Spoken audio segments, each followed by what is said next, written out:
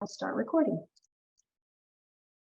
All right, again, welcome. My name is Tanya. My pronouns are she, her, ea. I'm the grant programs manager here at the fund, and tonight we are here to talk about the Racial Equity Fund.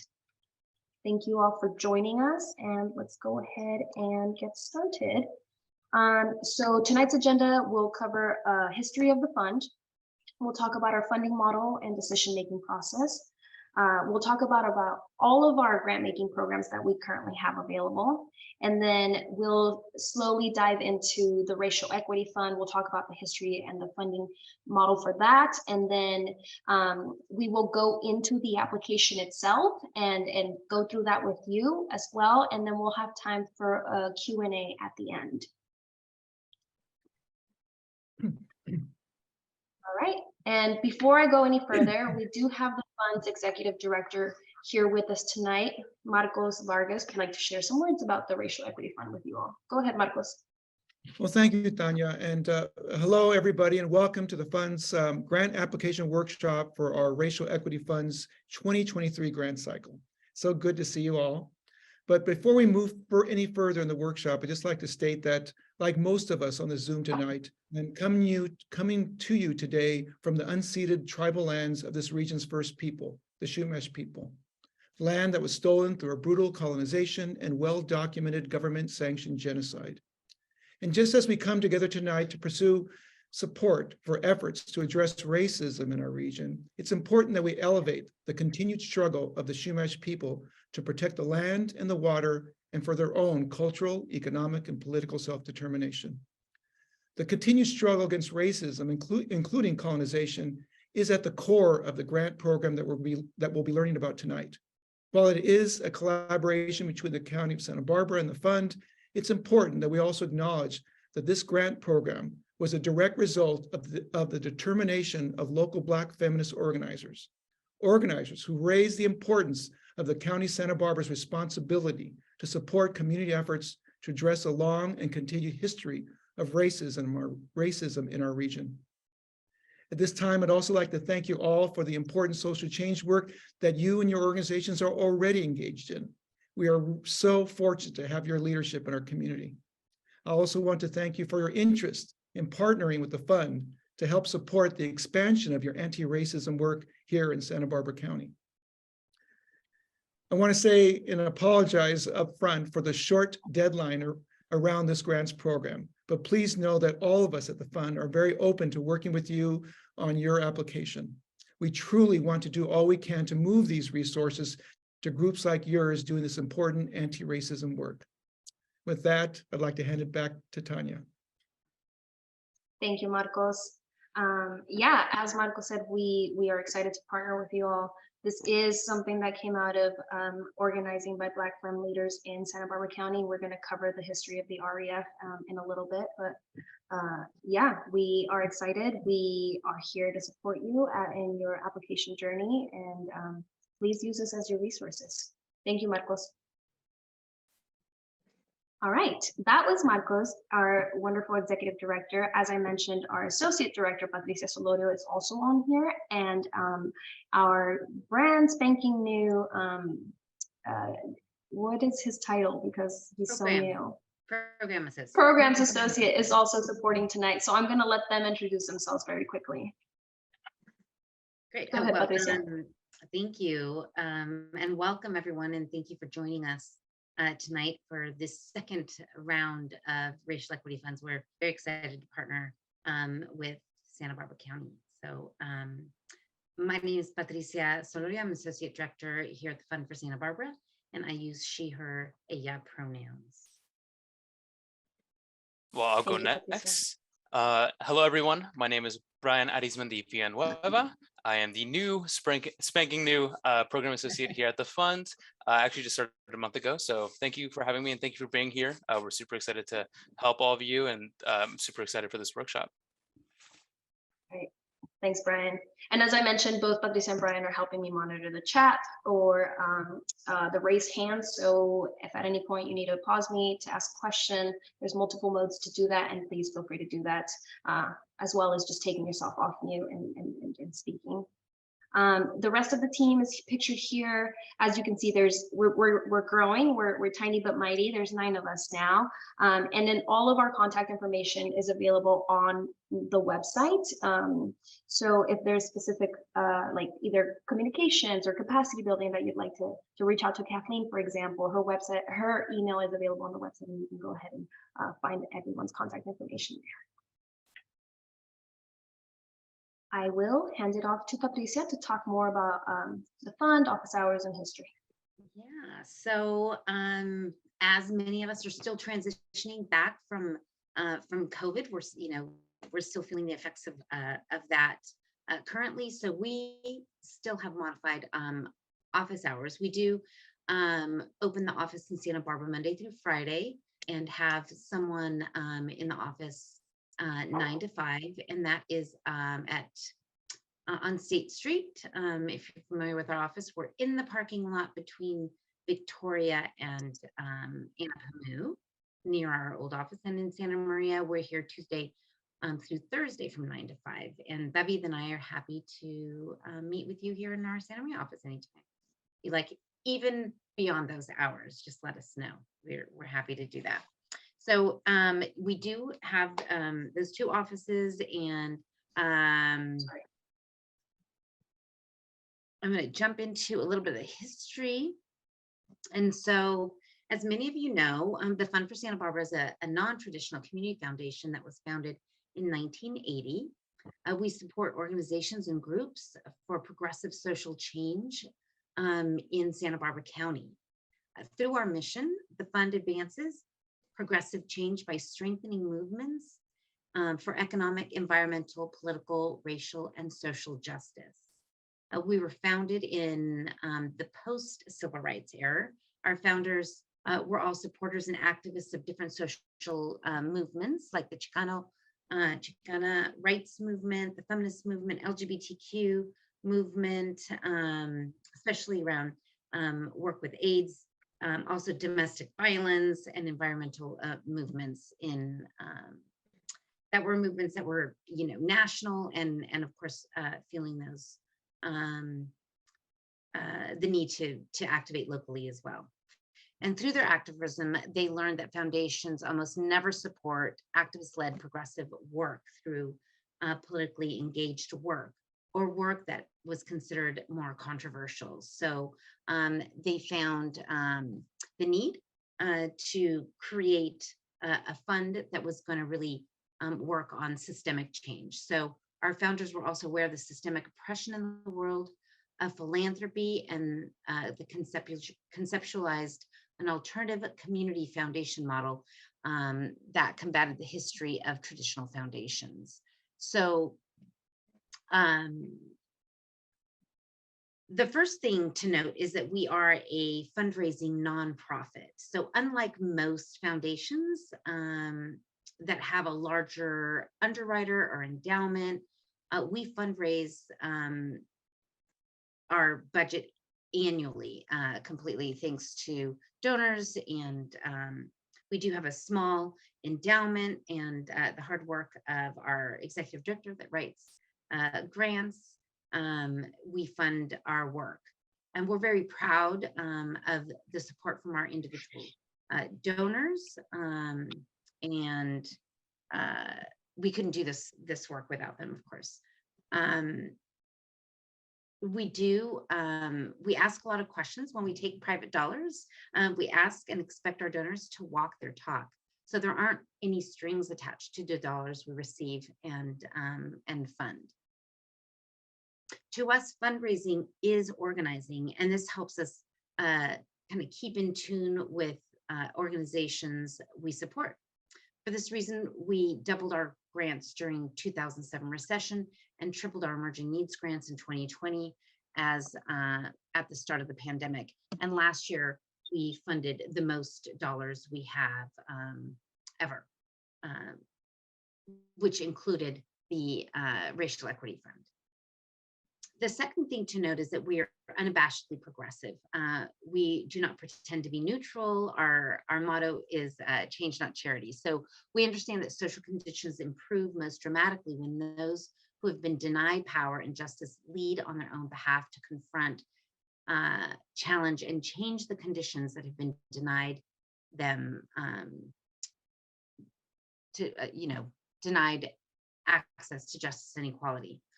Our mission is directly looking to support social change projects that address the root causes of social inequities and the underlying conditions and circumstances that bring them about. If this is unclear at the moment, don't worry, we'll talk a little bit more about this as we run through the presentation.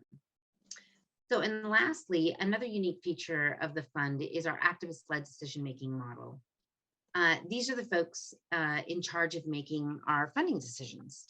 Tanya will share a little bit more about our grant-making committee, and then a little bit further down, we'll talk about our racial equity fund, which is a subcommittee of our grant-making committee. That's right. Thank you, Patricia. Thanks.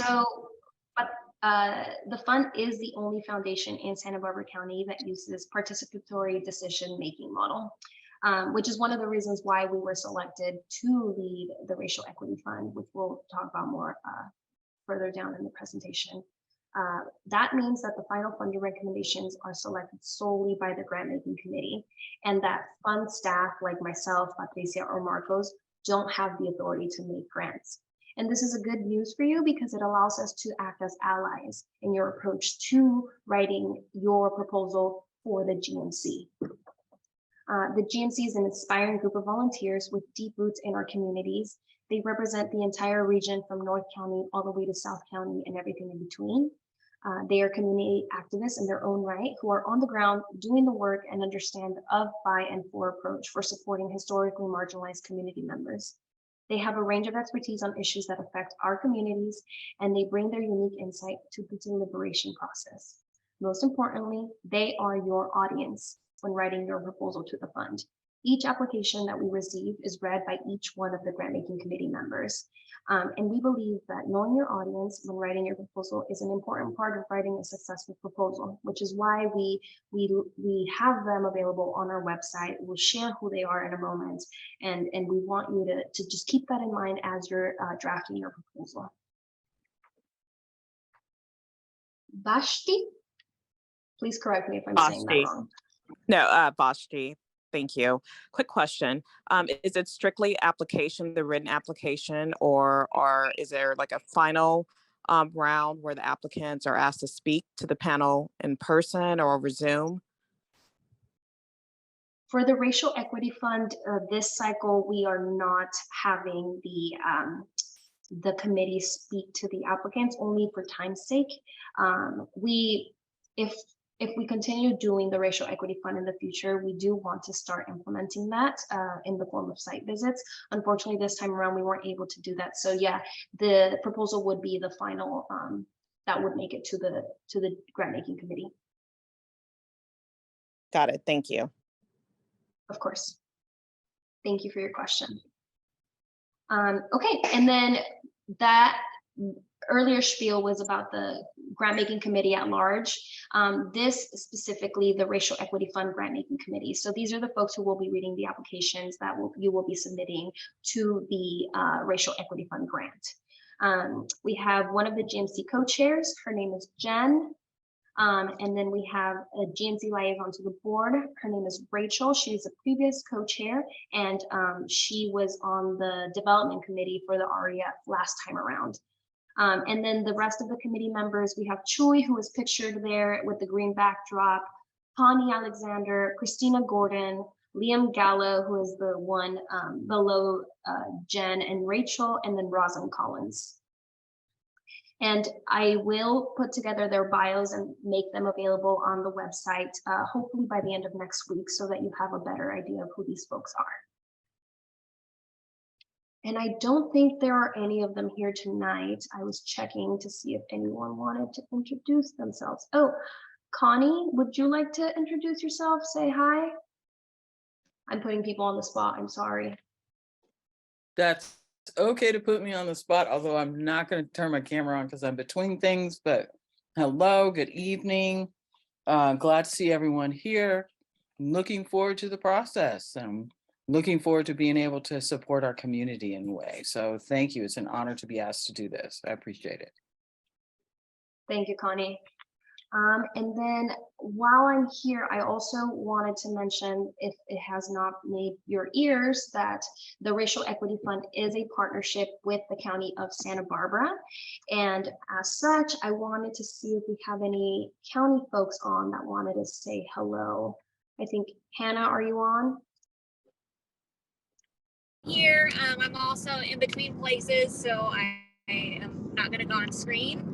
But yeah, we're excited to be working with the fund this round, and excited to see what projects are going to be done out in our community and all the important work that everybody's doing. So thank you very much. Thank you, Hannah. Let me make sure I'm not missing anyone. And if I do miss someone, feel free to stop me. Otherwise, I'm going to keep moving forward. Last thing I'll say on the REF Grant Making Committee and the Grant Making Committee at large is that their information is available on the website. The REF information will be available by the end of next week. And I'm going to have Brian drop the link in the chat to where you will be able to find information about the Grant Making Committee. And while Brian does that, I'll go ahead and pass it on to Patricia to talk about the strategies we use at the fund to advance our mission. Great. Well, thank you, Tanya. So a few years ago, we did a strategic plan, and we always just talk about our work in terms of the work that our grantees were doing, and that's great because the work that you all do and that our grantees do is amazing. But in terms of talking about the fund and how we bring it together, we really sat down and just really intentionally looked at how it is that we're doing this work. And so we identified 5 different areas where we do our work. And so I'm going to run through those really quickly. And as most of you know, and most of you are here tonight for to talk a little bit about the grant making, and that's what we're best known for. But there are other ways that we also support groups aside from funding, which includes building the capacity of progressive organizations to help them be bold and effective. So in that work, we host workshops, convenings like our funders briefings and activist lunch group. We offer things like direct consulting and online community calendar where you can promote your upcoming events and check out other events to make sure you're not overlapping when you're planning yours. We have information libraries with books on best practices and organizations. And of course, we have a partnership with NPRN, and I encourage you all to go to the NPRN website. And if you don't have, if you're not a subscriber, if you're not part of it, I encourage you to do that as well. Another area of focus is nurturing coalitions by being a hub of convenings, collaborative efforts, and serving as a trusted table to convene people and groups for strategy, resource sharing, and inspiration, like the Central Coast Immigrant Rights Coalition and Economic Justice Working Group, and in addition to some other groups that we're either just a part of or host.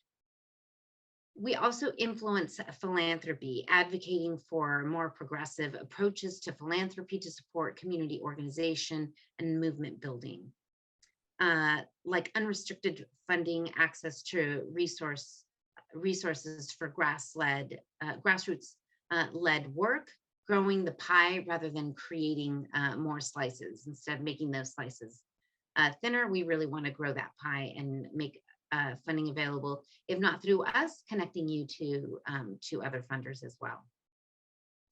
And of course, there's leadership development, so that social justice movements and the progressive philanthropy sector look like the communities we serve, diverse, intergenerational, and values-driven. So part of that, of course, is our Youth Making Change program. We have our internship program. We consider our grant making committee, board, and our staff. We're all kind of learning and developing our leadership skills. And with that, All right. we'll jump right into funding programs with Tanya. Thanks, Patricia. So yeah, one of our strategies, now that you've seen the strategies, is obviously grant making. And then the reason you're here tonight is the Racial Equity Fund. But I did want to very quickly just touch on the other funding programs available at the fund, and specifically mention to you here tonight that the single year grant making program, AKA our fall and our spring cycles. The spring cycle is opening on January 27th, so just in a couple weeks away. And I do encourage you all to also consider applying to that fund, as there is no overlap between the Racial Equity Fund and the spring cycle. And so the single year programs, as I mentioned, it's the spring and the fall. They are often, the maximum request is $10,000 and the length of funding is 12 months. The multi-year grant program is exclusively offered as part of the fall funding cycle, and it's only available to organizations that have a significant funding history with the fund, and the maximum request for that is $30,000 for 3 years. The Emerging Needs Grant Program, which is a brand new bucket currently that has just reset as the year began. The maximum request for that is $5,000 for unforeseen circumstances, and I believe we have $30,000 for that this year. And then the Youth Making Change grant program that we also offer in the fall is a maximum request of $3,000 for youth-led projects, and that length of funding is 6 months.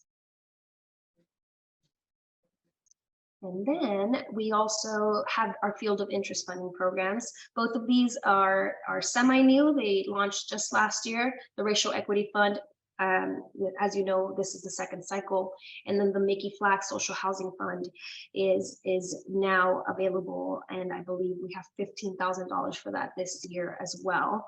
And the maximum request for that is $5,000 for projects focusing on housing justice issues.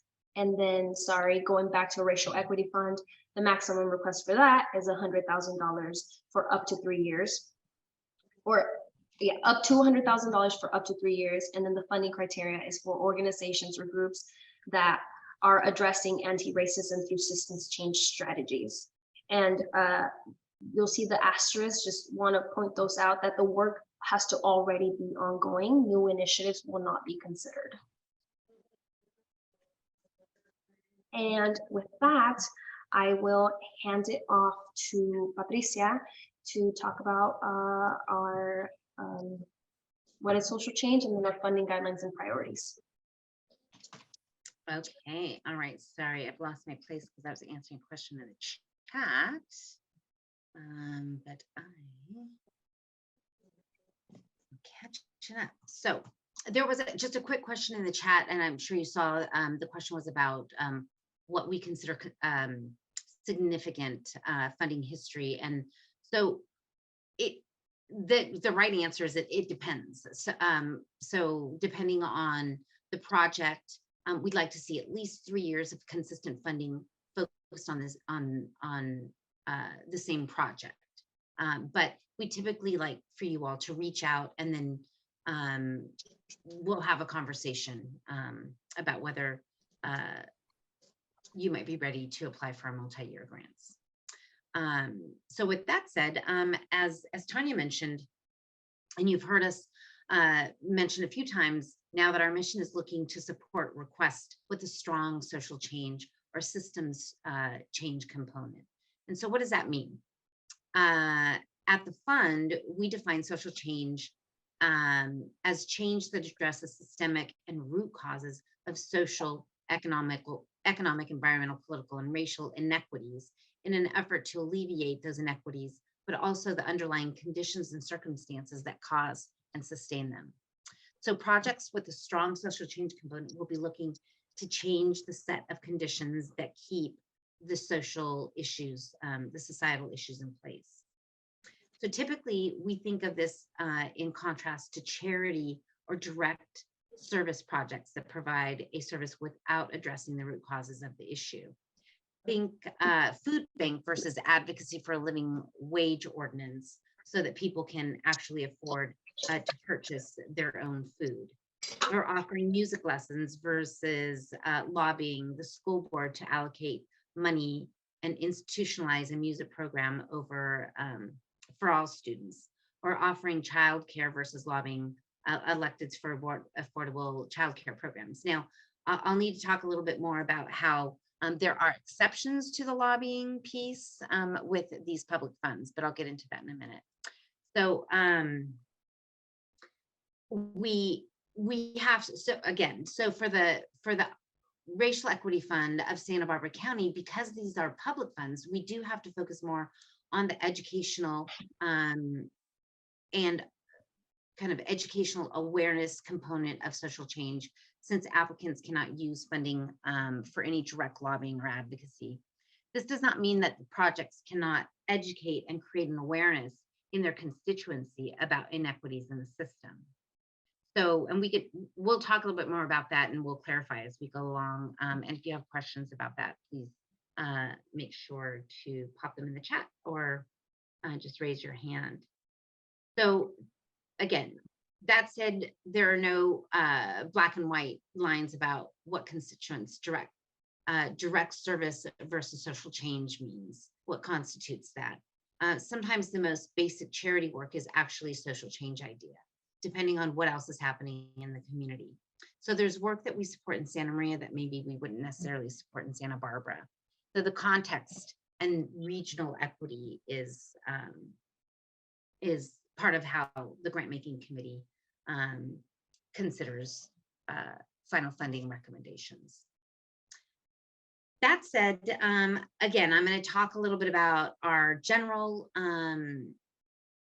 funding guidelines, and we're going to zero in on the REF guidelines, because of course, so for our general guidelines, we do support groups that do direct advocacy and lobbying and legal strategies, but with public funds, it needs to shift a little bit, and so we'll jump into those. So the funding guidelines for all for any applicant applying to the Fund for Santa Barbara, you'll notice that these tie back to our mission to support progressive social change, work that addresses the root causes of social inequities.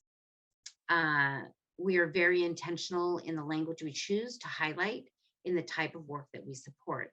You'll want to make sure that you're familiar with the guidelines and make sure that your project addresses or aligns with at least one. They're available on our website, and you will see them repeatedly addressed throughout the application process. So please note that due to restrictions that, again, with public funds, that we won't be able to support direct lobbying, legal strategies, or any partisan work that C4 organizations might do.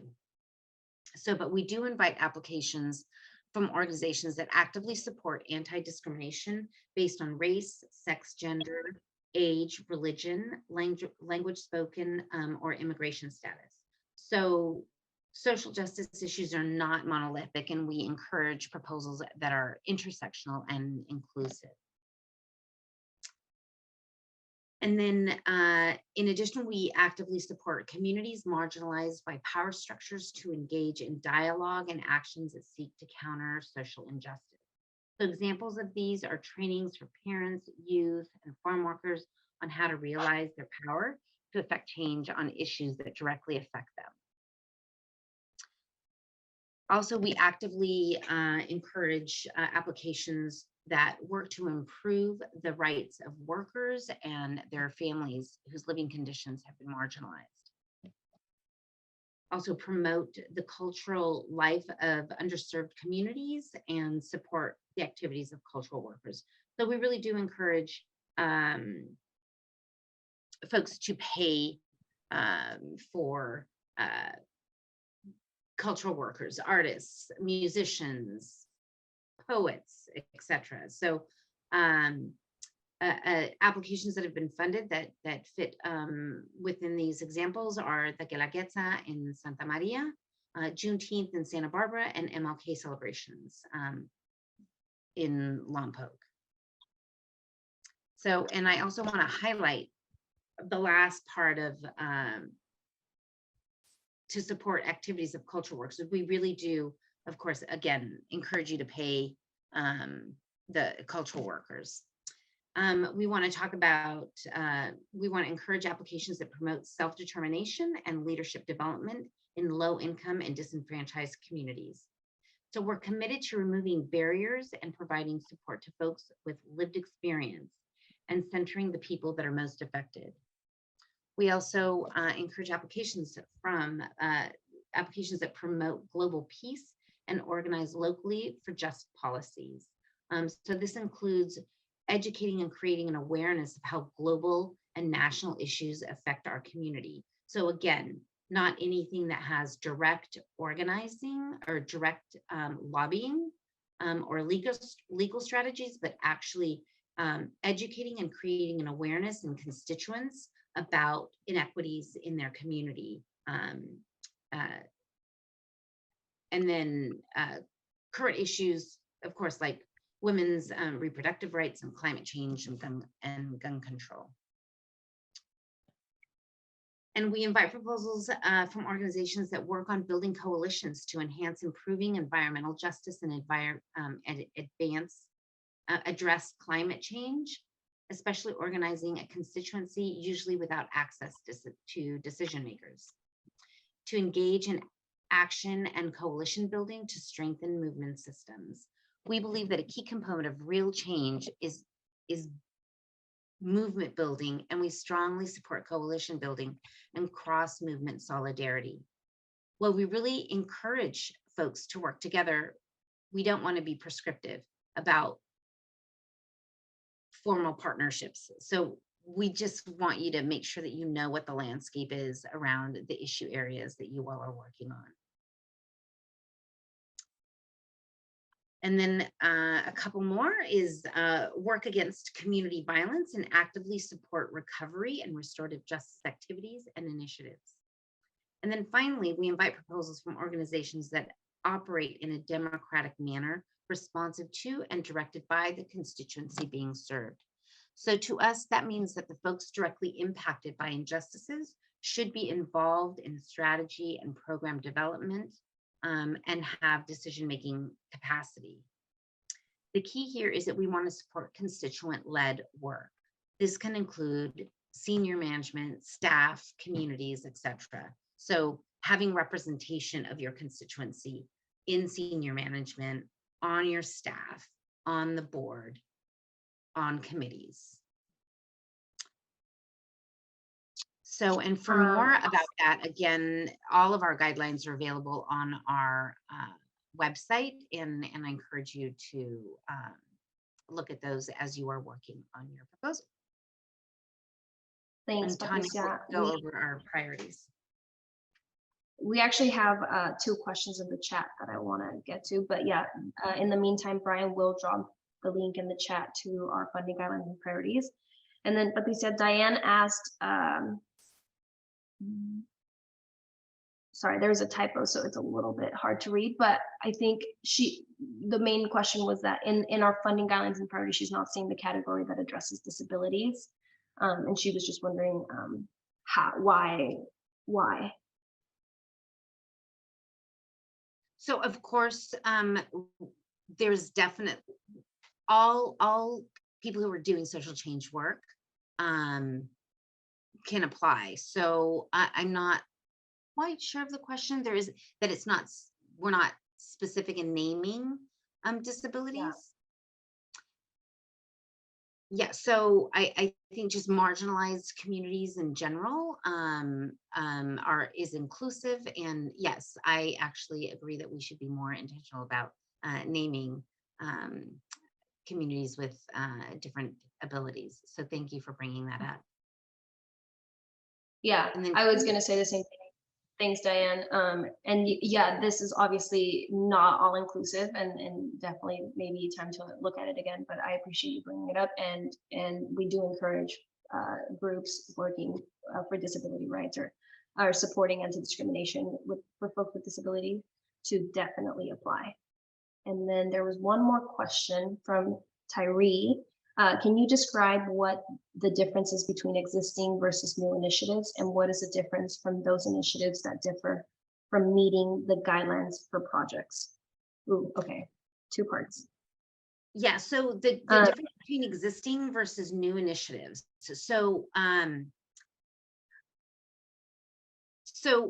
when we initially, we knew that we were going to get applications from organizations that wanted to do DEIA work with internally in their organizations, or starting new projects. And so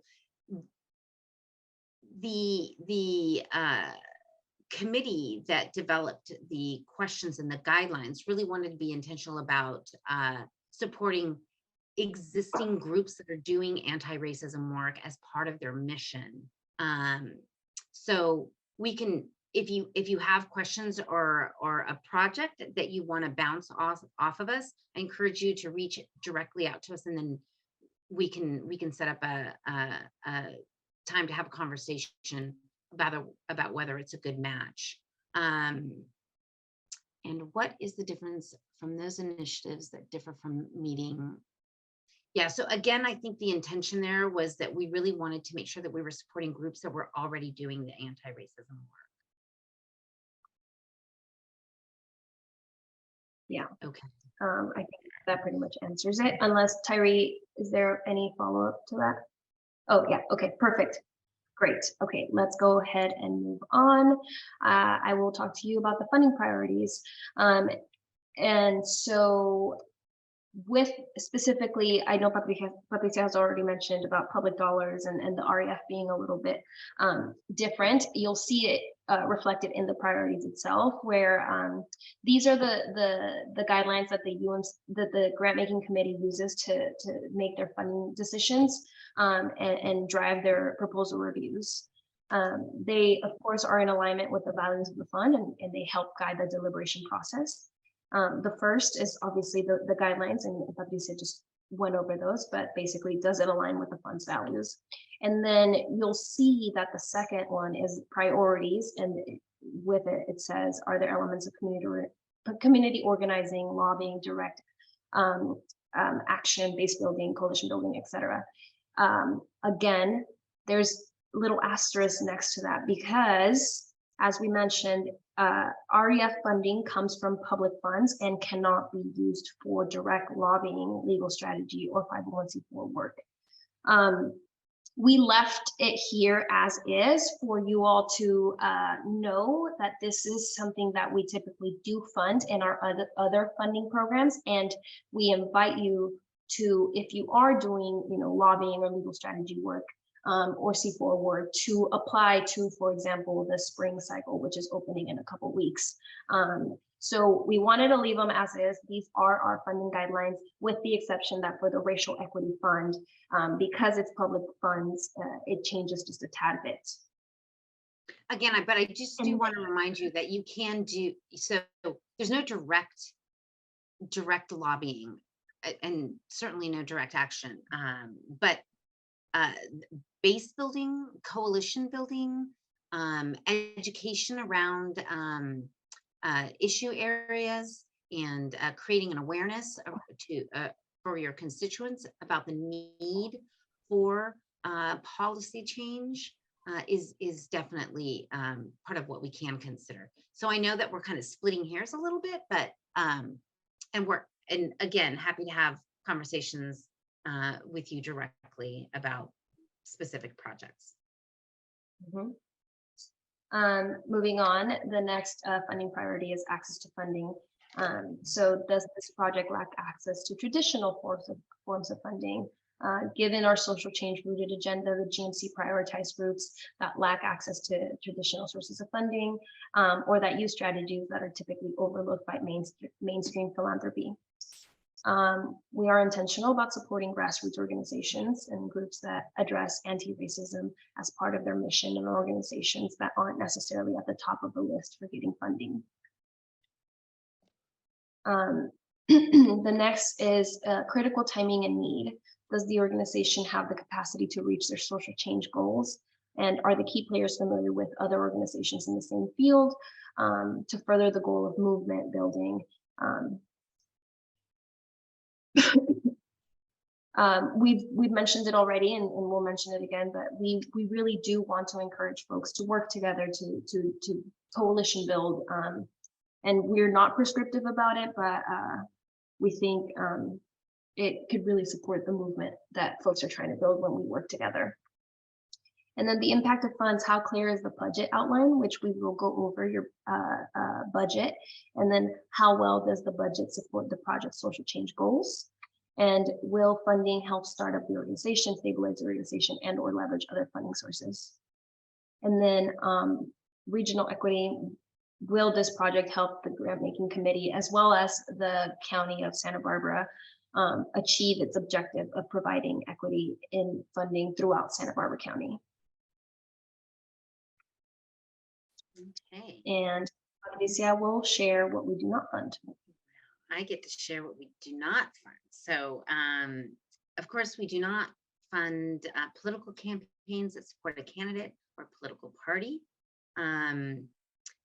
Generally, we do fund C3s and C4s who, again, do lobbying and advocacy for ballot measures. But again, with the exception of the REF funds. So these funds specifically cannot support lobbying for C4s or C3s. So again, creating an awareness and educating your constituency about inequities as part of a project for long-term can be considered.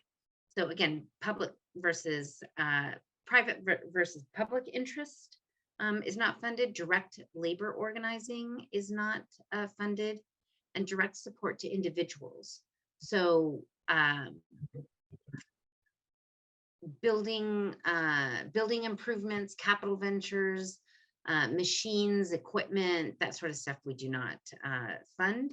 And then, of course, we do not fund projects outside of Santa Barbara County, regardless of whether they're REF funds or not. The Fund for Santa Barbara right now only provides funds to organizations that where the work takes place in Santa Barbara County. So you can be an organization that is based in Ventura, for example, but you do work in Santa Barbara County, or you're based in San Luis Obispo, but you're doing work in Santa Barbara County. So, and we're gonna iterate and reiterate that the REF funds, public dollars, cannot be used for direct lobbying, legal strategies, or traditional partisan 501c4 work. And so, as we mentioned before, when we first started this section, we're going over the funding guidelines, priorities, and eligibility for all of our general funds. We will go into a little bit more niche of the REF, but I want to go through the general applicant qualifications with you. So all applicants must meet the funding guidelines, have a social change component.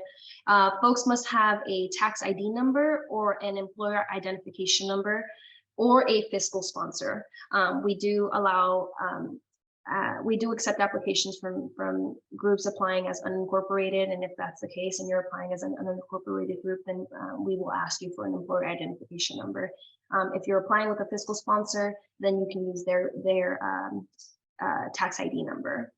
And then all groups must have an organizational bank account. If you are a 501c3 or 501c4, then you'll have a bank account with your name. If you have a fiscal sponsors, then we'll use their bank account. And then if you are unincorporated, you'll have a bank account with your EIN, and that's why we ask for the EIN.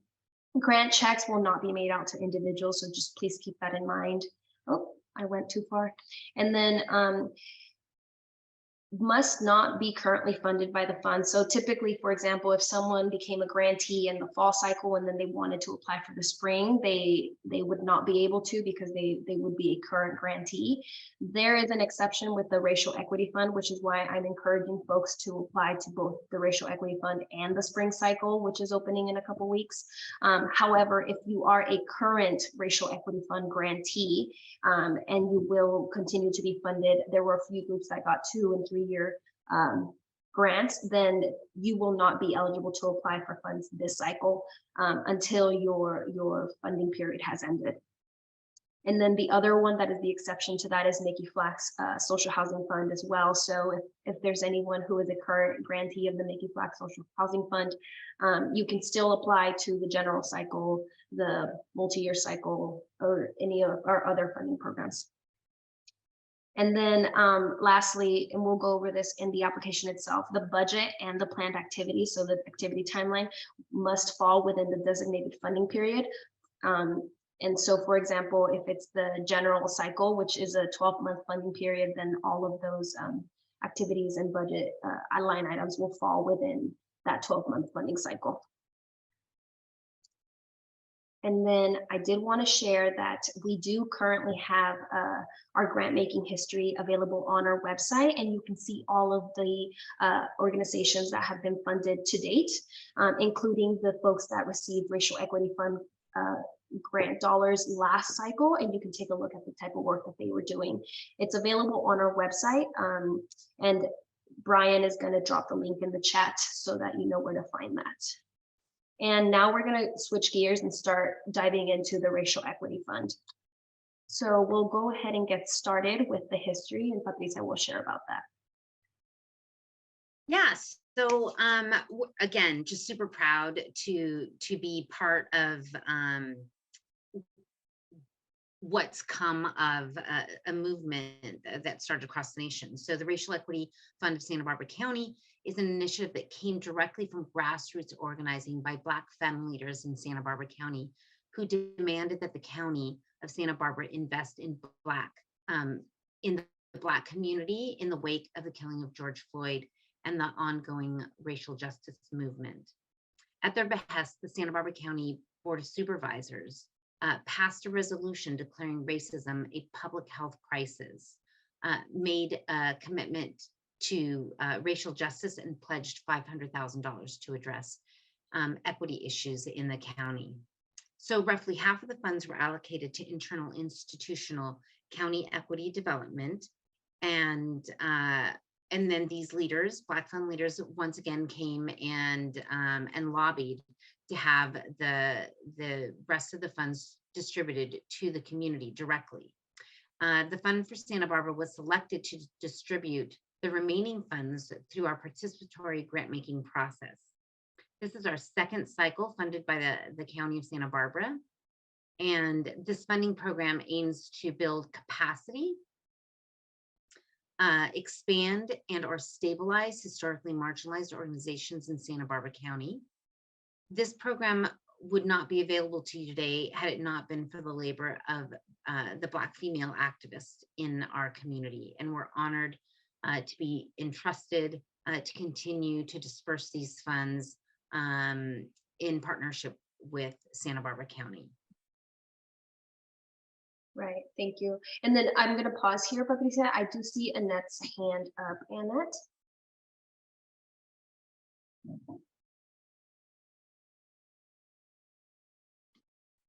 If you're speaking, you're Sorry, muted. I'm muted. I apologize. I put my question in the chat as well, and it goes back to what you were saying previously about there being some of the a list of some of the previously approved grants available on your website. And I was wondering if any of the actual written proposals are available to look at. Good question, Annette. Go ahead, Patricia. No, the list is available on our website, I believe, and the proposals are public information, although we don't typically, because it's gone through the county. I would have to talk to the county to see if you would want to request it through the county, we typically would not share proposals that didn't belong to you to other groups. Okay, But- my question has to do with just for people who haven't written a grant like this before, just to get an idea of what it included. Oh, for sure. So Right. you have access to the questions through the grantee portal, and we're happy to set up a one-on-one to really help you. We could talk about the project, talk about how we could frame it for the best chances of getting funded, and if you need, we can connect you with someone who could help. Great, thank you. Even help develop the grant.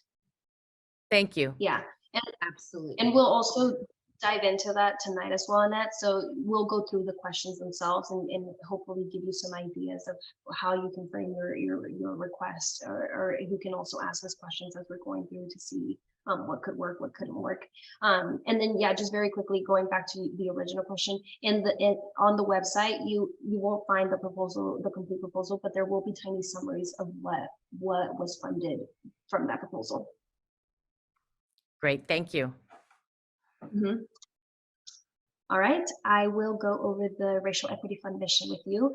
And so I do want to acknowledge that coming up with the mission was an exhaustive collaborative effort that included both grant making committee members and community members that we tapped into. We at the fund say that we are unabashedly progressive, as Patricia mentioned earlier, but sometimes bureaucracy makes the unabashedly part a little bit difficult. And it took a lot of strategy and sometimes uncomfortable compromises to get us here today. The group that was the development committee really had to grapple with a lot, and we do want to thank the community for their patience, as it took a lot to get us where we are today. And so the mission of the Racial Equity Fund is to invest in and strengthen organizations that address anti-racism through systems change strategies in Santa Barbara County. This fund aims to affect the culture and policy for systemic change necessary to advance racial equity and justice and reverse the legacy of slavery and the effects of racism in Santa Barbara County.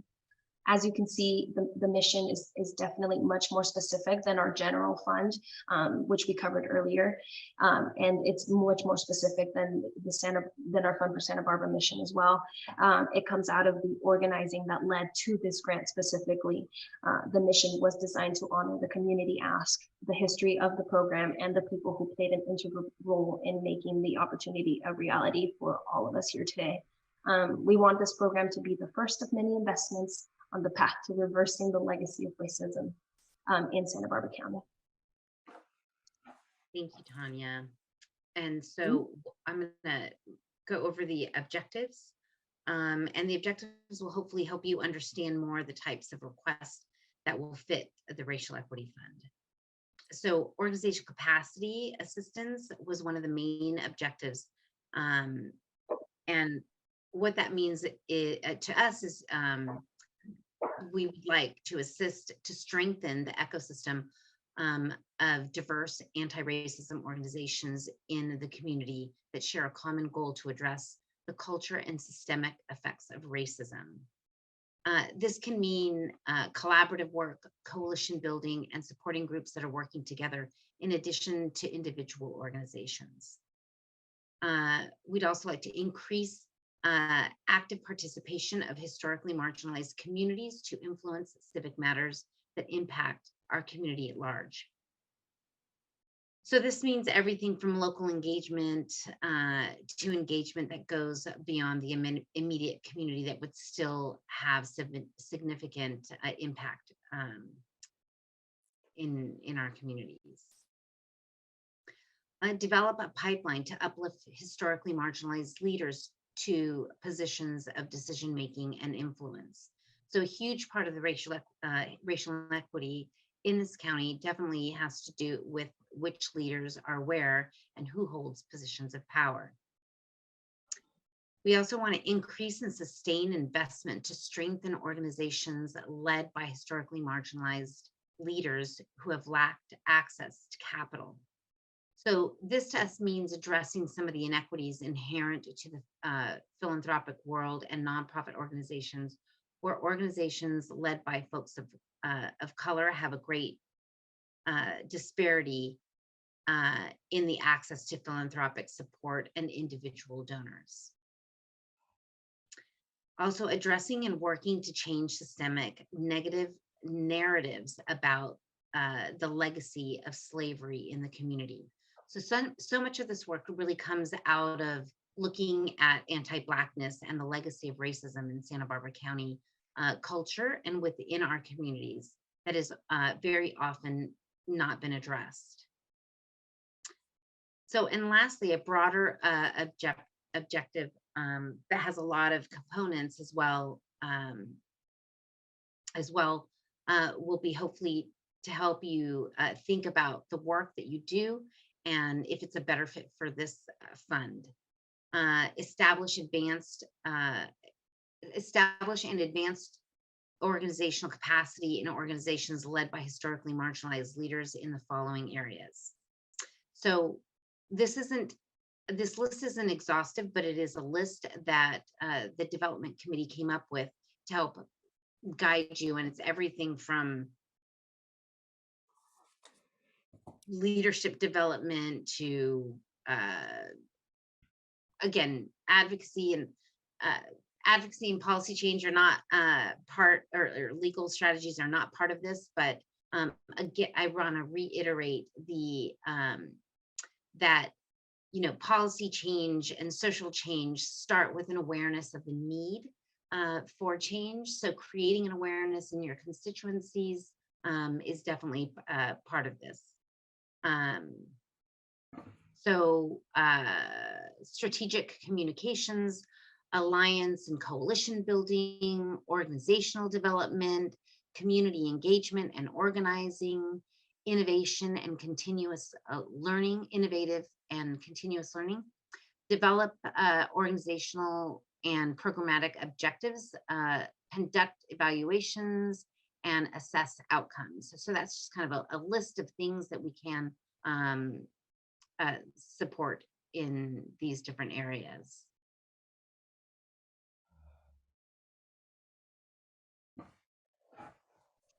And with I muted that, myself, sorry. Oh, that's okay. I was muted. But yeah, thank you for going over those, Lisa. So those were the funding objectives that the development committee came up with when we were developing the strategies that we wanted to fund with the Racial Equity Fund. This is specific Racial Equity Fund eligibility criteria. Must be a historically marginalized organization, must support community members directly harmed by racist policies and marginalized by systemic racism, must include as a core mission of the organization the goal of addressing systemic racism.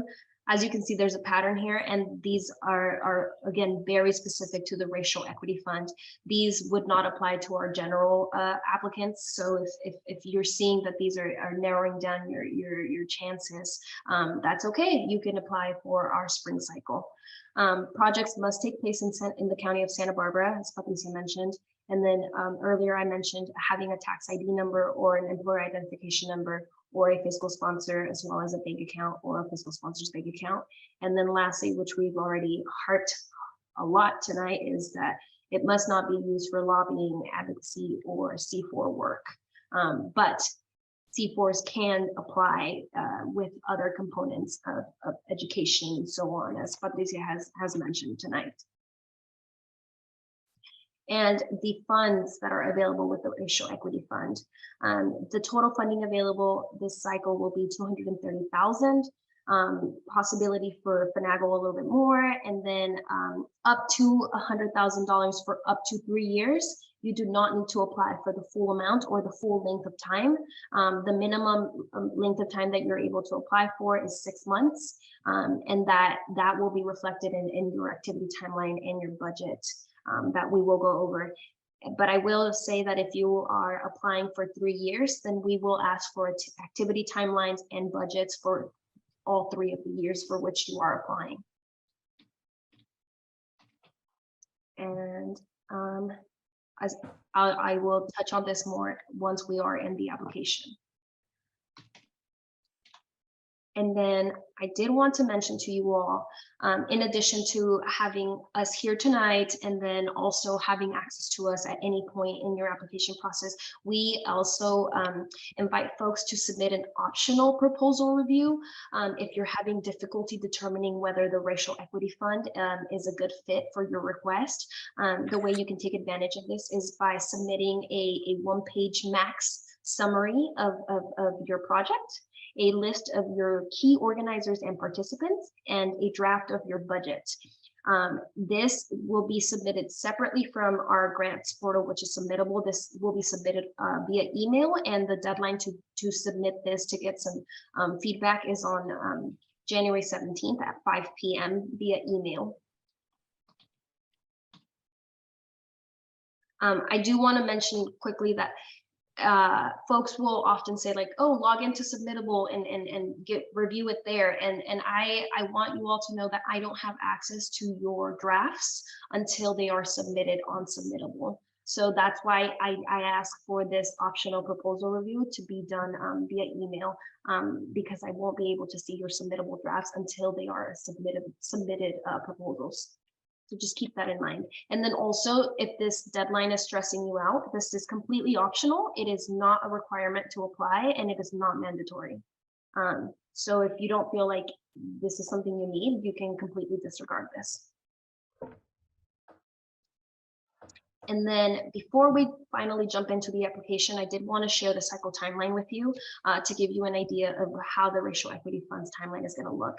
As you saw, the request for proposals went out on December 13th, a little bit under a month. And then we're not near the deadline yet, so you still have about 3 weeks to complete your proposal. Tonight, January 5th, the grant application workshop, the optional pre-application review deadline, which I just shared with you, is going to be January 17th. You can submit that via email at grants@fundforsantabarbara.org. And then the actual proposal. Can I interrupt just really quick? Because I just want to say about the pre-application review. You could send us a review, or you could email us and just set up a quick phone call, and we could give you immediate feedback. So whichever is easier for you. But sometimes it's easier to talk it out a little bit first and then jump into your application. But if you want to send us an email with a quick proposal review, and then we could either set up a time to chat, or we could send you feedback. But I just want to encourage you all to reach out if you have to, please. It's discouraging to see applications that don't meet the guidelines and not having spoken with anyone. We really want to make sure that we honor your time, because it's not an easy thing to do, to spend all this time writing a grant and then not meet the minimum requirements. So again, I encourage you to email, pick up the phone, whatever it is, to connect with us. Sorry, Tanya. No, that's okay. Thank you, Patricia. We definitely don't want you to be spending a lot of time on a proposal if it's not going to meet the minimum guidelines. So absolutely, we want to honor your time, and please reach out to us. And then finally, and this is the important one, the proposal deadline is going to be on January 23rd. And please note that it's 11:59 p.m., not 12 a.m. 12 a.m. is too late. So 11:59 p.m. on the evening of January 23rd. And I do encourage folks to submit proposals earlier than that. As much as we love technology, there can always be technical issues at the last minute, and it's very frustrating, and we don't want you to find yourself in that situation. And then after the deadline, then it goes to the grant making committee for review. You won't hear from us again until March, which is when we will be announcing the grantees. And then we will be hosting a grant award celebration in conjunction with our spring grantees, and that's going to be in June in Santa Barbara. And we will share more details about that as the time nears. And just please keep in mind that even if you aren't selected for funding, you are still welcome to attend the event to see and learn more from the grantees. And then just to, network, connect. It's a community event. We want all community members to be there. So keep that in mind. It's open to everyone and anyone, and we invite all folks to attend. And then just to clarify, And you would be getting the funds prior to June. If you are funded, you'll receive funding in April-ish. Well, not Yes. April-ish, definitely in April, kind of mid-April. yeah, once folks are notified of funding decisions in March, then we'll start the process for dispersing those funds. And then just again, the two upcoming important deadlines for you all to remember are the optional pre-application review deadline, which is on January 17th, and then the actual proposal deadline, which is on January 23rd. All right, we are about to jump into submittable land and go into the application itself, and that is the final part of the presentation tonight. So just bear with me. First thing that I want to share is that our grants portal is called Submittable, and our grant making process is all online, including our grant application. However, we do want to be accessible to folks' needs. So if you're having some accessibility issues, please reach out to us, and we will work to meet those needs. Whether that means getting you a PDF application or whatever it takes, just please don't hesitate to contact us if there are some accessibility needs. So in order to apply, you will need to create a free submittable account. And please keep in mind that the email that you use to create your submittable account will be our primary point of contact with you about the application. So please use the email that that you use with perhaps the group that you are applying under, or the email that you check the most so that you don't miss communications from us. Our grants platform works best on Google Chrome, Firefox, and Safari. Unfortunately, Internet Explorer is not supported at this time. I do apologize if you are one of those folks who use Internet Explorer. You will not be able to access the submittable account. You'll have to switch over to one of the other platforms to be able to do that. But I do want to also mention that there are some benefits to having this online portal. And one of those is that you are able to collaborate on the application with your colleagues. So once the person who is going to be the main point of contact and going to be submitting the application creates the original quote unquote draft, once they're inside, they can find the place to invite collaborators, and you can invite as many collaborators as you would like to join you in drafting the application. The other thing is that there is an auto-save feature that allows you to save drafts and come back to them whenever you want. I will say for the narrative portion, which is the portion with the bigger chunks of text that you're going to be drafting, we do still encourage folks to work on a separate Word doc. And it's not because we don't trust technology, but we don't trust technology. Things can happen at any moment, and it's just better safe than sorry. We do trust the save feature, but still, just for better to have it and not need it than need it and not have it. So if you are able to work on a Word doc separately, we encourage you to do that.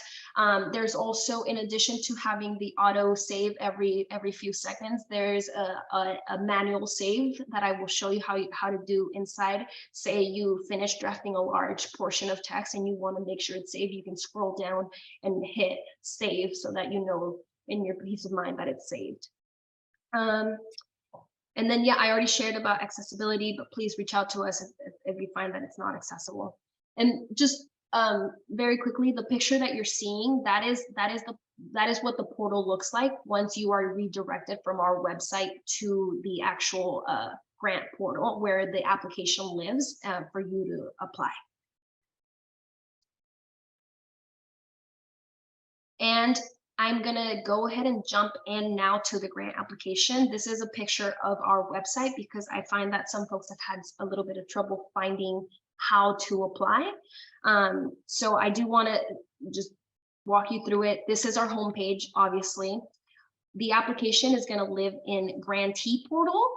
And once you get onto the Grantee portal, this is what Grantee portal looks like. And current funding opportunities is where you'll be looking to see what is available to you. You all have seen this at least once because you were able to register for tonight's workshop. The application itself lives here, and we'll go ahead and click apply and then be redirected to the portal. I've already logged in, but I do want to mention that this is what it looks like once you arrive. You'll see the fund's overall mission, our history, our funding guidelines and priorities, not specific to the REF. These are the funds in general. And then you'll scroll down, you'll see what funding opportunities are available. As you can see, the Racial Equity Fund ends on January 23rd. We can look at the guidelines for that. Here we have the history, the mission, the objectives, and the eligibility criteria for that. When you feel like your request aligns and you're ready to apply, you can hit apply and immediately enter the application. So this is the application. Again, it goes over the history, the mission, the objectives. And as we scroll down, you'll see this is where the application begins. So you'll first on the top right is where you'll have the collaborators button. It used to say invite collaborators. I guess now it says manage collaborators, but that's where you'll be looking to send invitations to folks who will be working on the application with you. And then again, just please keep in mind that only the person who drafts the original copy of the application will be able to submit. Any of the folks who are invited as collaborators will be collaborators, but will not be the main point of contact or the submitters of the application. And then you'll see there's a link back to the website with the funds, guidelines, and priorities. And that just takes you back to our websites so that if you need to access those quickly, that's where you can get to them fast that way. The next link that you have is to download the application checklist, which is a tool that we created to help you prepare to fill out the application and ensure that you have ample time to gather any documents or information that you need. That you're going to need as you apply, or as you get ready to apply. And I do want to show you what that looks like. It's a downloadable form. You can download it, you can print it. This just walks you through what each applicant will need depending on your tax exempt status. And then the last link that you'll see is the Racial Equity Fund FAQ sheet. And this is another downloadable printable document that will have the mission, the history, the guidelines, the funding strategy, the eligibility criteria, and the objectives. So another tool for you to use as you're drafting your proposal. The other thing that I want to bring to your attention is that there are clues throughout the application that you can use as you're drafting your proposal to help keep you in line with what's going on. The first is that every question that is required is going to have a red asterisk, as you can see here.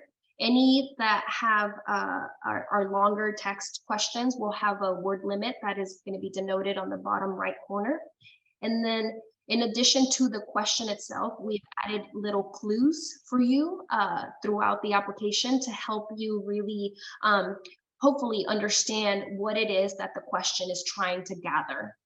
And you'll see those throughout the little clues, and they're in a grayish color. They're not the full black there.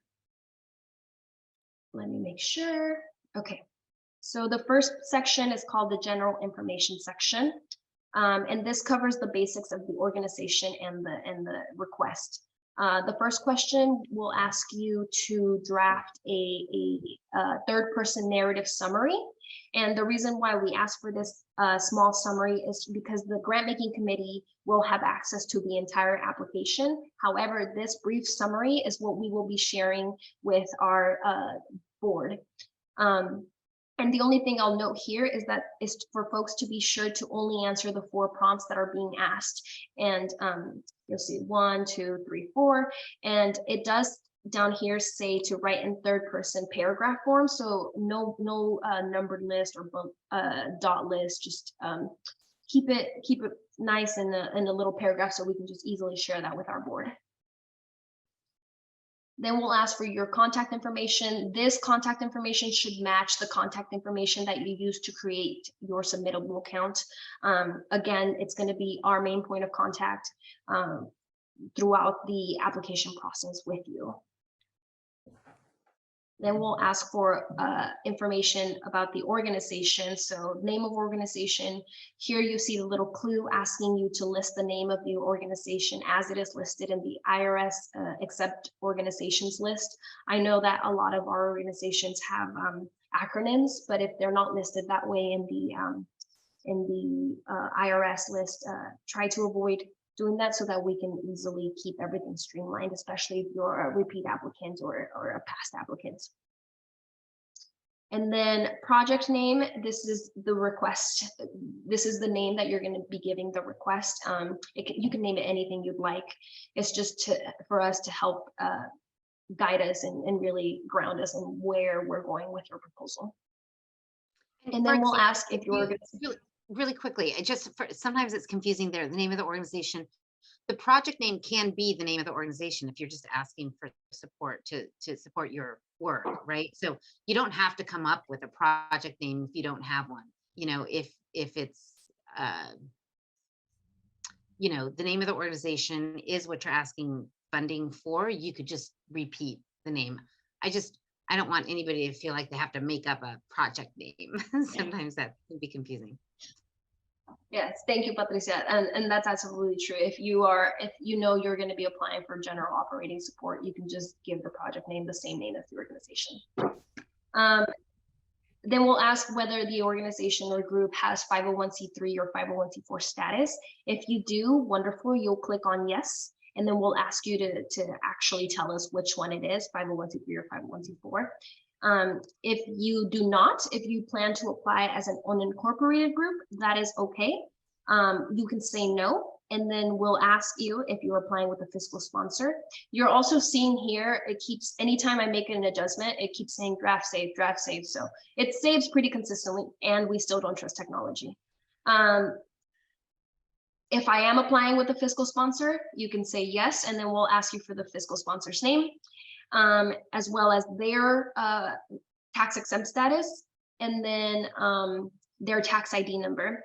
If you are not applying with tax exempt status and you're not applying with a fiscal sponsor, then you'll say no, you'll bypass this fiscal sponsor name, and you'll click on your tax exempt status to be unincorporated.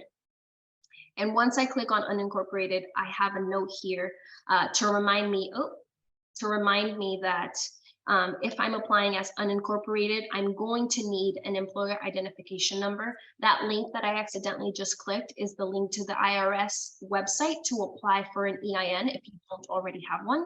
And then in lieu of asking for a board and so on and so forth, we will ask you for a statement of charitable purpose further down in the application, which is just where you'll explain to us how your unincorporated group is acting with a charitable purpose.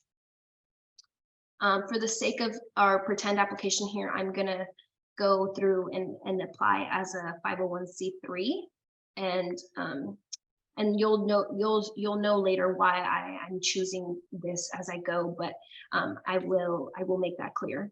And then, as I said, if I'm applying with a 501c3, it'll ask for a tax ID number, and then I will put that there, and then we'll ask for your organization address, and then we'll ask you if your organization receives correspondence at this address, and if you do not, then you will say no, and then we'll ask you for the actual address where you receive correspondence for the organization.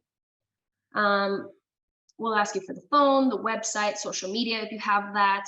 Notice it's not marked with a red asterisk, so these are not required, because we know some folks that we are supporting are more grassroots and aren't there yet, and that's okay. Then again, we'll make the check payable to. Remember that we do require folks to have an organizational bank account. So this is where you'll put your organizational bank account name, and then just give us the bank account and financial institution information. And there's clues here. As you can see, Santa Barbara Bank and Trust is all we need. We don't need the routing number or the, all the other fund numbers that bank accounts come with. Moving forward, we'll move into the request information. This is specific to what your request is. The first thing that you'll be asked is to provide a brief summary of what the funds will pay for. And this isn't like the other brief summary. This one's actually even briefer. This is just 25 words explicitly stating what the funding will support. You'll tell us how much money you're requesting, and then you'll tell us the length of funding that you're requesting. I will do 2 years in this pretend application so you can see what the 2-year timeline and 2-year budget looks like. And then we'll ask you the type of request, whether it's general support or specific to a program or project. And then we'll ask you if this request has received funding from us in the past. That's just for us to keep track of whether we're funding folks, repeated folks for the great work that they're doing. And then total request budget. This is specific to your request. This is not your fiscal sponsor's budget. This is not your organizational budget, unless you are applying for general operating support. Then your request, quote unquote, is general operating support, which is your total organizational budget. It's the only time that the request budget and the organizational budget will be the same, because you're requesting general operating support. Otherwise, if this is for specific for a project or a program, then you'll put the program / project budget here, and then give us your total organizational budget down here. We'll also ask you to tell us when the request budget starts and ends. And then we also have a note here to remind you that the racial equity funds will be dispersed in April-ish, as Patricia said. And then we'll ask you when your fiscal year starts. Moving on, we will ask you to tell us the specific issue areas that are going to be addressed with this request. This is not the specific issue areas that your organization addresses as a whole. This is specific to the request that we are completing this proposal for. Same thing with strategies specific to the request. You can select any that you see here. If the strategy that you are going to be employing is not already here for you, you can select other, and then you can tell us what it is here. Just use commas to separate, and you can add up to 10 words. Constituency, there's a list here for your constituency, but if you don't see your specific constituency here, you're also able to add it by hitting other and then selecting or telling us what exactly the constituency is. Same thing with geography. If you plan to be doing work countywide, you can click countywide and move on. But if you are doing work, say in mid-county only, then you can select mid-county, and then you can tell us which city or space in mid-county is going to be benefiting from your work. If you don't see the specific place that you're trying to support, then you can select other and add the mid-county other, or you can select other altogether up here, and then it'll give you the option to tell us what geography you are trying to support. And then we get to the application narrative part. This is the longest part of the application in terms of the questions that are asked and the responses that you'll be drafting. This is where I recommended working on a separate Google Doc, just to be sure that our work is not lost. Let's see. So the first question that we ask is about your organizational history and mission.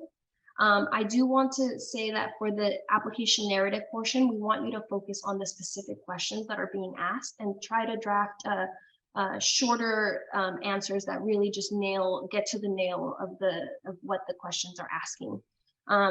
If it helps, I encourage you to break down the questions and specifically answer what is being asked, and don't get lost in the weeds. Try to remember that the grant making committee members have to read each of the applications that we receive, and we don't want them to have to sift through a lot of fluff words. We want things to be clear, and we want them to be able to articulate why they want to support your project. And then for best practices, please keep in mind to try to avoid using acronyms. We don't always know what folks are trying to say with each of the acronyms. There's a lot that get thrown around. And then, okay, so yeah, organizational history and mission is your opportunity to give us all the background information and lay out the foundation for your request.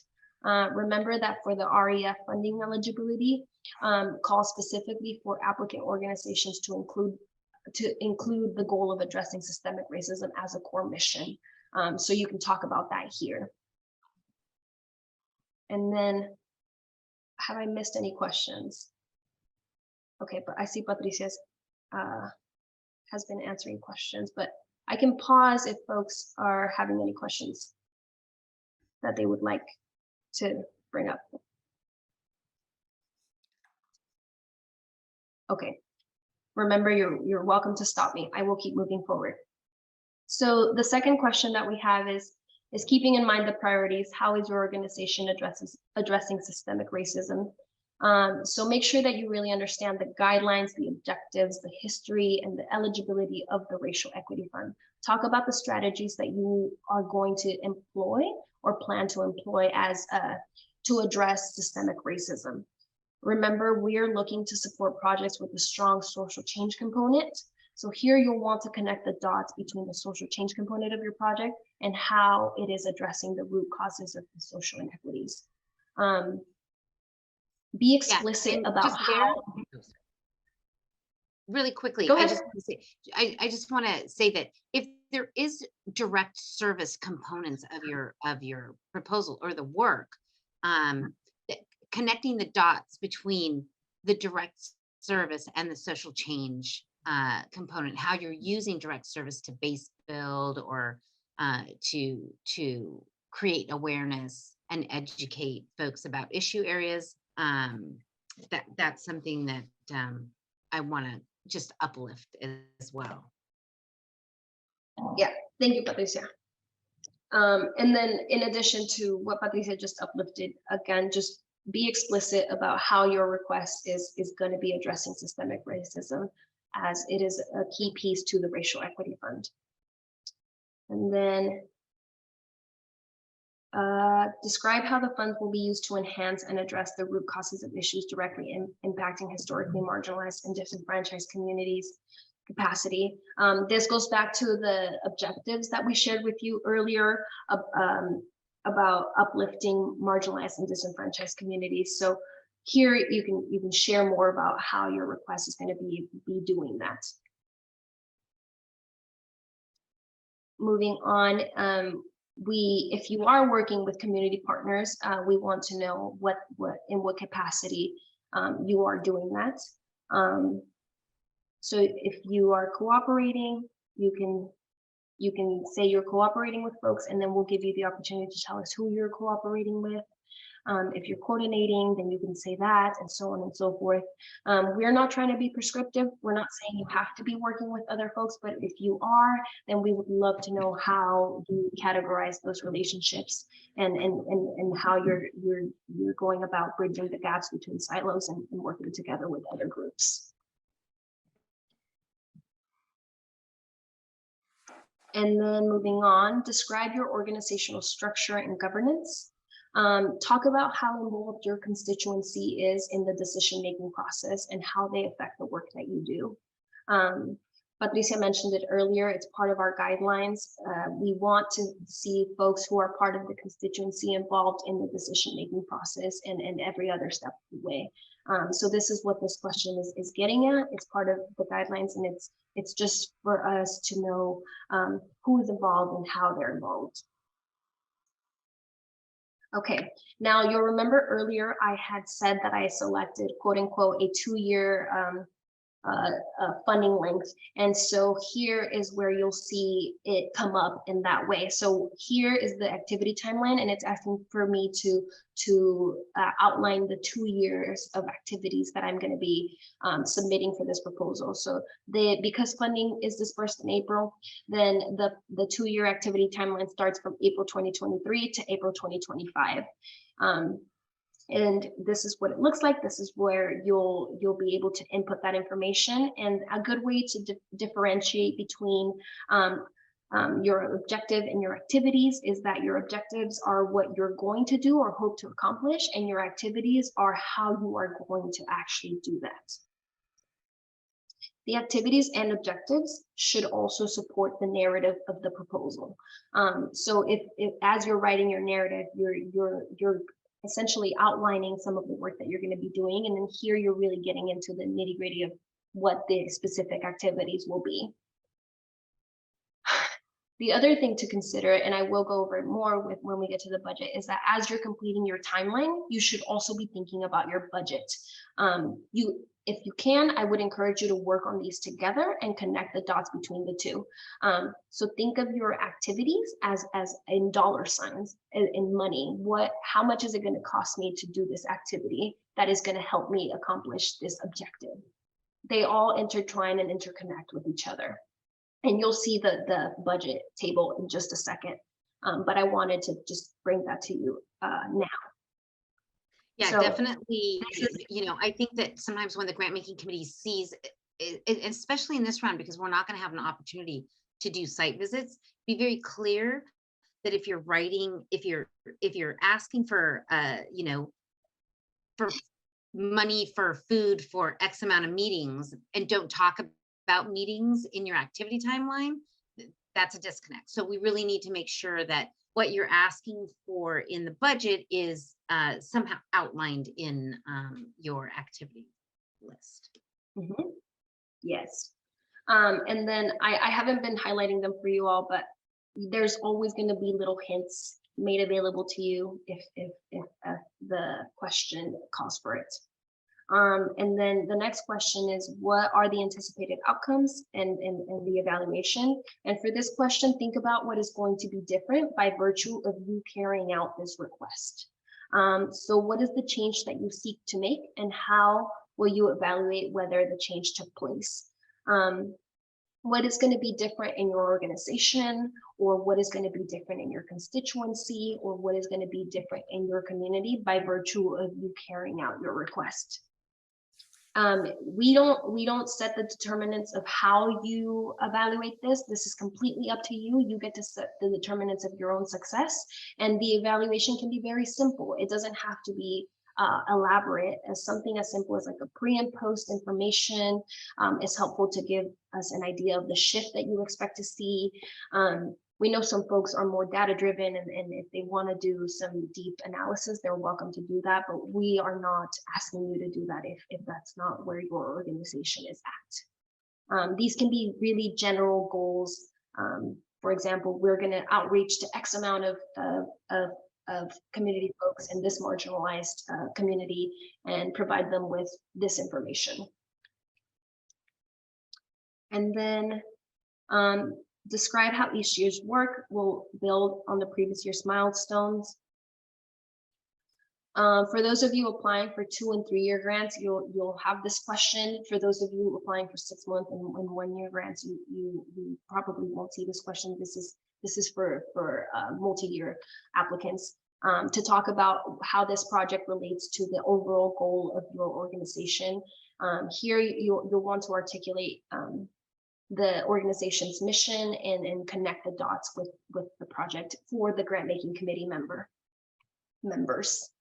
Let's see. We're down to the financial information table, and we're getting really close to the end. The first question is, what resources aside from funding does your organization have access to and or need? And this is where you can tell us what resources you already have access to.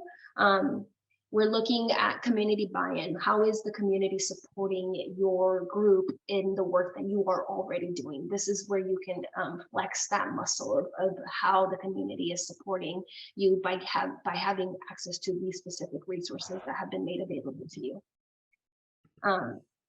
However, this is also the space to tell us what resources you need.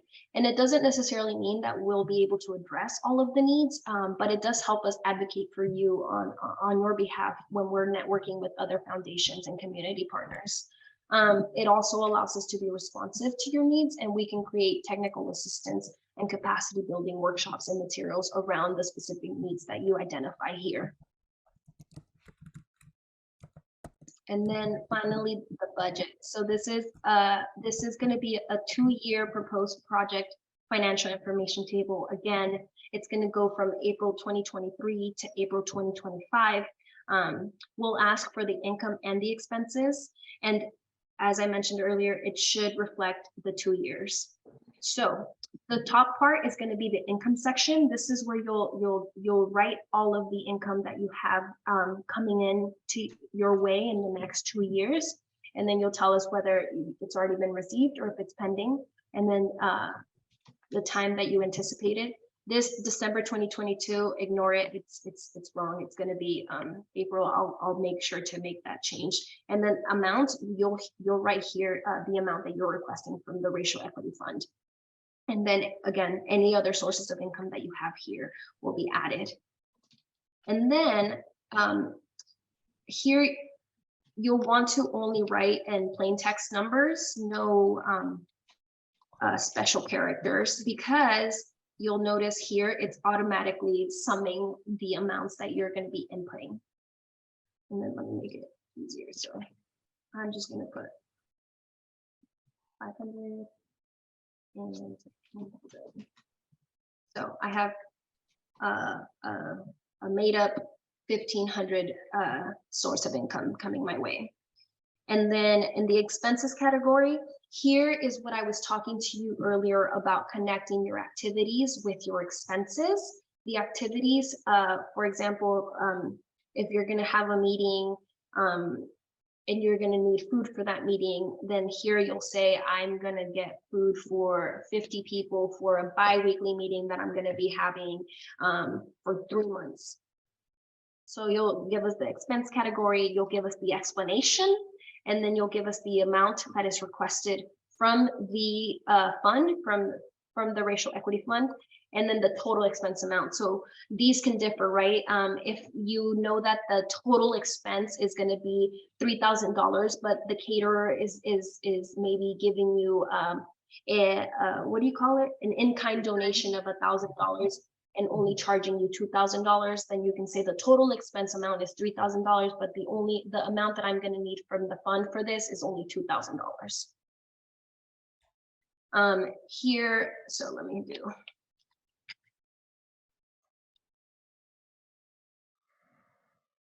And, So and my I total don't want, expenses. oh, sorry, just really quickly. I do, you know, all of this work is like projected, right? You all are working, things change.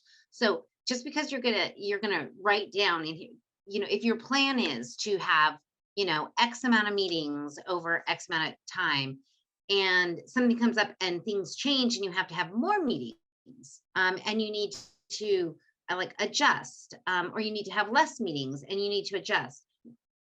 You know, I don't want people to stress out that if you write down that you're going to have 20 meetings and you only had 15, that you're going to have to give us back the difference. You just have to email us and say change in plans. So anyways, I don't want people to stress out. I remember when I wrote grants, I would be like, oh my God, I'm committing to X without really knowing. And so this isn't like written in stone. Right. Thank you, Patricia. Yeah, these are all projections and we know that things change and that's okay. Let's see, where was I? So here I do, again, we're only adding numbers in plain text mode so that it can automatically sum down here. And then the total expense amount is also going to sum. And then this little guy here is going to be your balance between the income section and the expenses section. So you want this to automatically sum to 0, and then you'll know that your income is matching your expenses. And we do want to see those two matching. And if they do not match, for example, if I had more expenses than the income that I'm going to have, then you'll see that it will give me a negative balance or a positive balance, depending on what it is, but it's not adding to 0.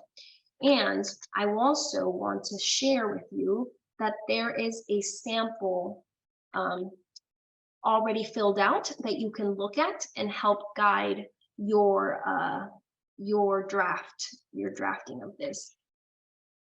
There's little hints in red, there's information in the yellow section. This is the section, the income section. This is for a total income of $190,500. And then down below, here are some of the expenses that I have added. And then the total expenses that I'm requesting from the fund are only $10,000, but my total expenses from elsewhere are matching my income up here. And that's a downloadable a form that you can take a look at and save and have with you as you're filling out your financial information table. Again, with the clues, there are some very specific clues here. I've already mentioned them. This is for the income and expense summaries for the proposed project that you are filling out this application for. Again, if you are asking for general operating support, this income and expense table will actually encompass all of your general operating budget. This needs to be changed, so I apologize for that. It must not exceed 100,000, not 10,000, only because that is the maximum request from the Racial Equity Fund. And then provide detailed notes for each of the expense categories. That's going to help the grant making committee really understand where you're going with your request here. And then again, just don't add any special characters in order for the table to automatically sum and subtract itself. And then we'll ask you to do the total income and total expense amounts match and balance out to 0.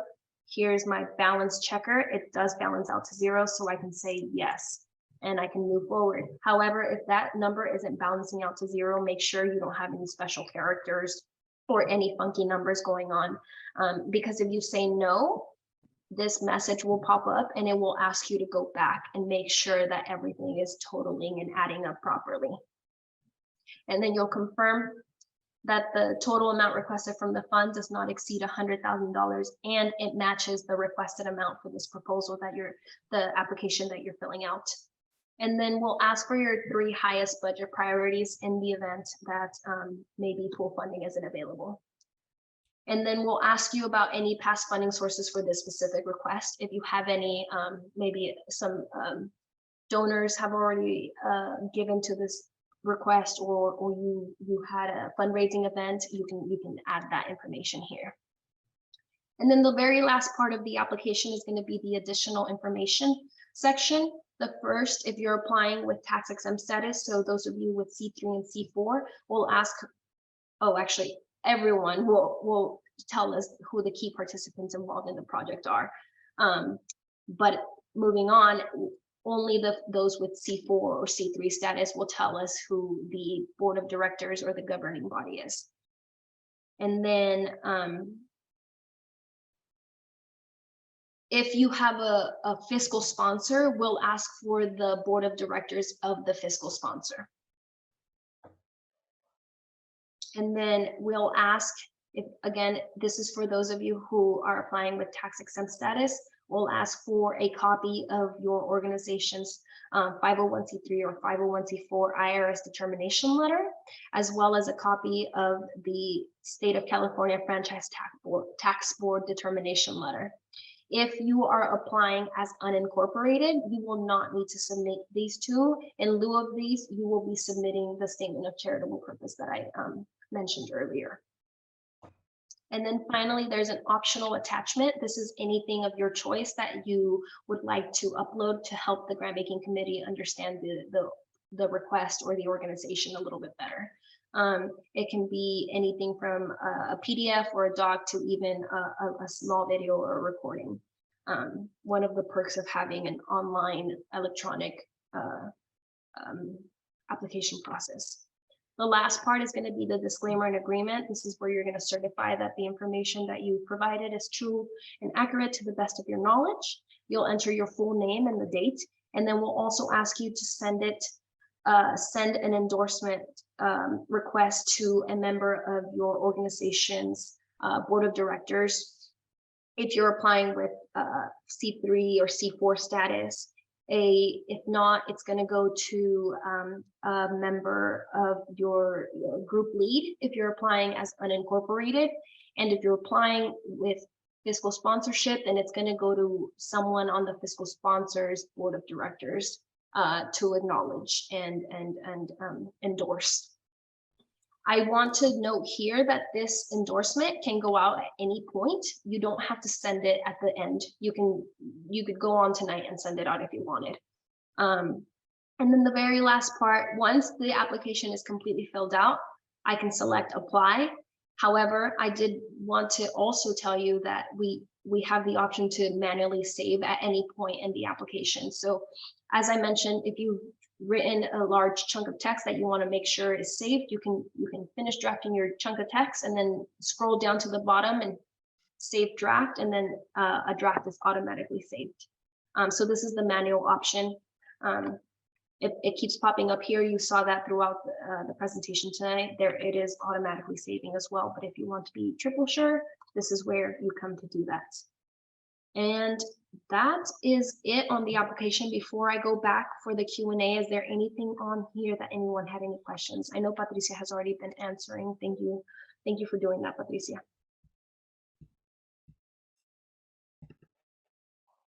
Yeah, and I just want to acknowledge that this is a lot. And we know that there are folks who, who don't do this for a living. You don't write grants for a living. You don't,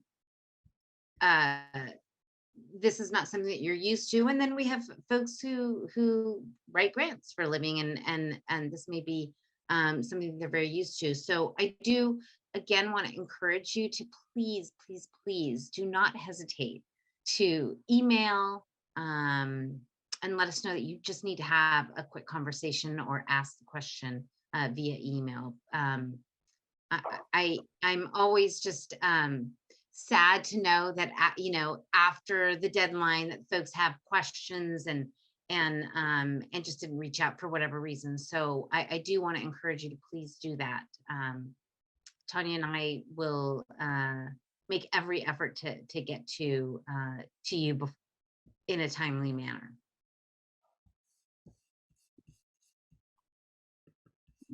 So that concludes our portion of the presentation. We are happy to stick around for Q&A and welcome any and all questions that any of you may have. However, if you do plan to hop off, I just want to say thank you for sticking with us tonight. I know it's cold outside. I know it's rainy. We want to be cozy and just really appreciate you being here and sharing in this space with us. We want you to reach out to us at any point, and we also look forward to receiving your proposals. So thank you so much for your interest and for being here tonight.